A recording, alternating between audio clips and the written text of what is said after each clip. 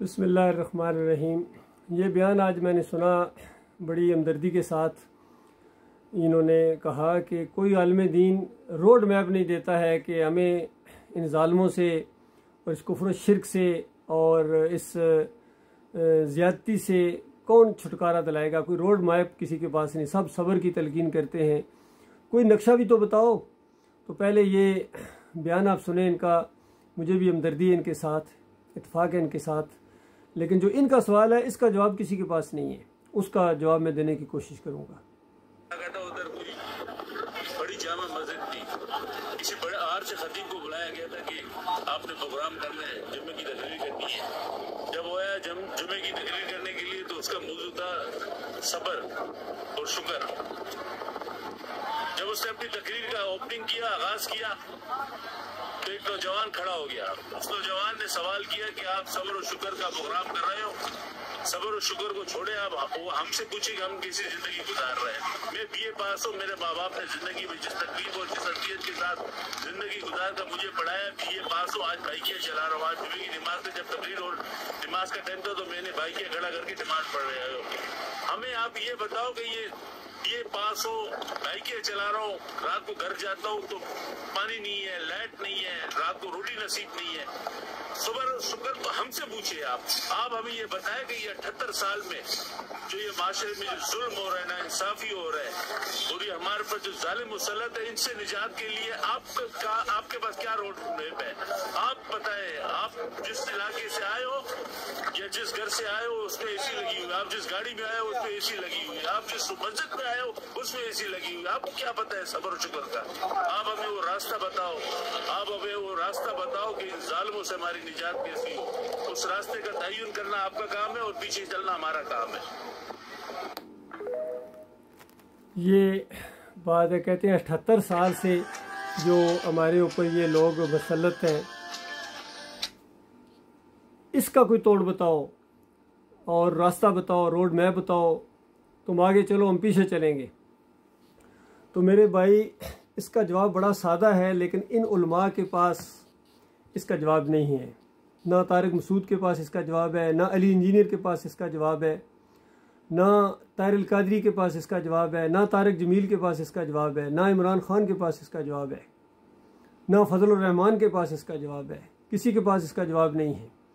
इसका जवाब बड़ा सादा है। देखिए, मूसा अलैहिस्सलाम की जो कौम है वो ग़ुलामी की ज़ंजीरों के अंदर जकड़ी हुई थी। आज जिस ग़ुलामी का आप रोना रोते हैं, इससे ज़्यादा वो फ़िरौन का शिकंजा टाइट था, बच्चों को ज़िबा कर देता था। और आज आपके बच्चों को कम से कम ज़िबा नहीं किया जाता है, क्योंकि इनको पता है कि ये बच्चे बड़े होकर नौजवान जब बनेंगे तो ये कुछ नहीं कर सकते हैं। फ़िरौन को डर लगता था कि ये बनी इसराइल के बच्चे अगर बड़े हो गए, नौजवान हो गए, तो उसके बाद उसकी हुकूमत को ख़तरा था। लेकिन आपके नौजवानों से हुकूमत को कोई ख़तरा नहीं है। इसी तरह ये जो दूसरे जितने भी सियासी लीडर हैं या मजहबी लीडर हैं आपके, ये इनके पास रोड मैप नहीं है, क्योंकि इनका पेट लटका हुआ है दीन के साथ। तो मैं आपको वो नक्शा बताता हूँ, मैं आपको वो तरीका बताता हूँ कि देखो, मूसा अलैहिस्सलाम ने तौहीद की दावत उठाई, इलाहुकुम इलाहुन वाहिद। उनको भी ललकारा जो थे कि देखो तुम बादशाही कर रहे हो, तुमने एक दिन मरना है, मरने के बाद उस अल्लाह के सामने जाओगे, और क्या तुम चाहते हो कि मैं तुम्हारी रहनुमाई करूं और बिल्कुल तुम पाक हो जाओगे गुनाहों से, मालिक तुम्हें माफ़ कर देगा, अल्लाह के बंदे बन जाओ। तो इस अंदाज से दावत उठाई। फिर आखिरी नबी मोहम्मद सल्लल्लाहु अलैहि वसल्लम की ज़िंदगी जो हमारे लिए बेहतरीन नमूना है, इसमें कोई हमारा इख्तलाफ ही नहीं है। आप इस बात को मानते हैं, मैं भी इस बात को मानता हूँ कि उनके ज़रिए जो इस्लाह हुई है वो असल इस्लाह है। तो नबी अलैहिस्सलाम ने कौन सा रोड मैप दिया था? मक्का के अंदर इलाहुकुम इलाहुन वाहिद की दावत उठाई थी। 360 को वो कौम पूजती थी, पुकारती थी, जिसमें इब्राहिम अलैहिस्सलाम का बुत है, लात मनात उबल की मूर्तियाँ हैं। तो पहले इनके खिलाफ आवाज़ उठाई है। खुद वो इनकलाब आया है मदीना रियासत बाद में जिस तरह बनी है कि पहले शिरक के ख़िलाफ़। तो अल्लाह के बंदो, एक जमात अगर उठे इस शिरक के ख़िलाफ़, इन मज़ारों के ख़िलाफ़, इन मूर्तियों के ख़िलाफ़, जो मुसलमानों के मंदिर हैं, जहाँ जाके चढ़ावे चढ़ाते हैं, चादरें चढ़ाते हैं, शिरीनियाँ बांटते हैं, भंडारे बांटते हैं, वास्ते वसीले हैं, बकरे छतरे चढ़ाते हैं, वहाँ जाके नाक रगड़ते हैं, अगरबत्तियाँ जलाते हैं, ये बिल्कुल वही शिरक है जो पहली कौम के अंदर शिरक आया था। नूह अलैहिस्सलाम 950 साल इसके खिलाफ बोलते रहे। हर नबी ने इसी के खिलाफ आवाज़ उठाई है। और आप हर रिकत के अंदर यही बात कहते हैं, या अल्लाह मुझे नेक लोगों के रास्ते पर चला, नेक लोगों के रास्ते पर चला। तो नेक लोगों का रास्ता ये जमहूरियत का रास्ता तो नहीं है, नेक लोगों का रास्ता ये पीरी मुरीदी तो नहीं है, नेक लोगों का रास्ता ये उर्स और मेले तो नहीं है। नूह अलैहिस्सलाम नेक लोगों का रास्ता आपके सामने मैंने बताया। ये इब्राहीम अलैहिस्सलाम का तरीका देखो अपनी कौम के अंदर, नमरूद के सामने किस तरह तौहीद की दावत उठाई, ईमान खालिस की दावत उठाई। मूसा अलैहिस्सलाम ने वही किया, आखिरी नबी मोहम्मद सल्लल्लाहु अलैहि वसल्लम ने वही किया, सहाबा किराम ने उनका साथ दिया, 1 से 2, 2 से 3 होते चले गए। तो आज ये दावत उठी है, इसका साथ दो, एक जमात बनो, मजबूत जमात बनो। हमारा कोई सियासी नुक्ता नज़र नहीं है, हम कोई जुलूस और इस तरह के मामले नहीं करते हैं। हमारा कहना यह है कि अल्लाह के बंदे बन जाओ और बंदों की बंदगी से बिल्कुल इनकार कर दो।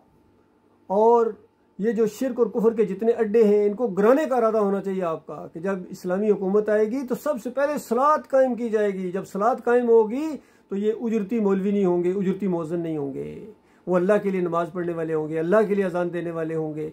और फिर अल्लाह के अलावा किसी और दर के ऊपर ये सर नहीं झुकेगा, कहीं और सुर मेला नहीं होगा। और सबको भाइयों को बताया जाएगा कि ये दीन नहीं है, ये यहूदियों का तरीका है, ये ईसाइयों का तरीका है, ये हिंदुओं का तरीका है। उन भाइयों को भी बताया जाएगा कि देखो ऊपर वाला कहते हो तो ऊपर वाले की सही बंदगी ये है कि उसके सामने रुकू किए जाएं, सजदे किए जाएं, उसकी बात, उसका निज़ाम जो बिल्कुल मौजूद है कुरान के अंदर। अंदाज़ा लगाइए आज हमारी असम्बली से ये बिल नहीं पास हो रहा है कि सूद हराम है। क्यों?